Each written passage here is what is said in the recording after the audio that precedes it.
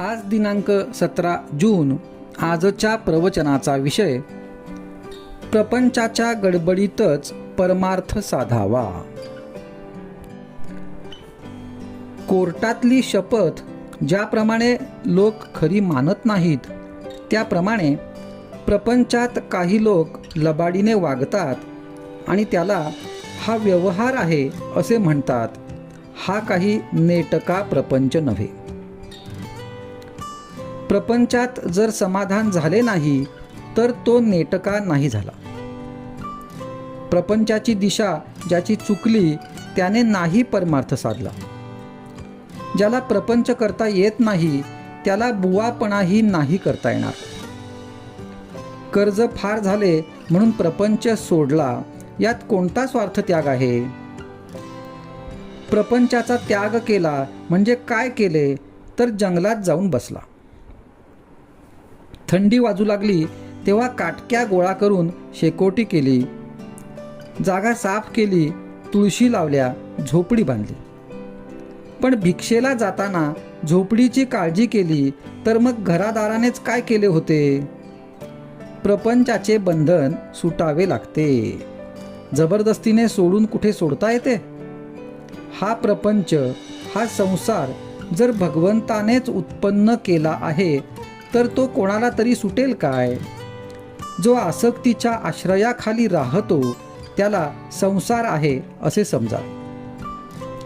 तुकोबांना आणि ज्ञानेश्वर महाराजांना सुद्धा संसार प्रपंच होता, पण त्यामध्ये त्यांची आसक्ती नव्हती म्हणून त्यांना तो बाधला नाही। पेन्शन घेतल्यावर परमार्थ करू हे म्हणणे बरोबर नाही। या गडबडीतच प्रपंचाच्या झटापटीतच परमार्थ साधावा। सावधानता कशाची ठेवायची? तर मी जन्माला आलो तेव्हा जे कबूल केले ते करण्याची सावधगिरी ठेवायची। प्रपंच करताना लक्ष भगवंताकडे ठेवा। विषयात गुंग झालो, भगवंताचा विसर पडू लागला, ही संधी साधावी आणि त्यावेळी भगवंताचे स्मरण ठेवावे। आपण विषयाला जसे शरण गेलो तसे भगवंताला शरण जावे। चित्त शुद्ध करून विचार करावा आणि मी विषयाला किती शरण गेलो हे पाहावे।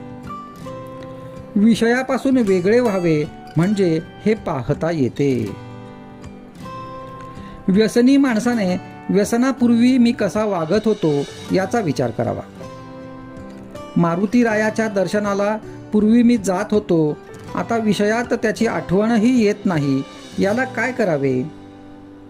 नोकरीत नाही का तुम्ही वरिष्ठाला शरण जात? मग जे पोटा करता करता ते भगवंता करता का नाही करीत? भगवंताला शरण जाणे सर्वात सोपे आहे। त्याला निराळ्या कोणत्याही वस्तूची जरुरी लागत नाही।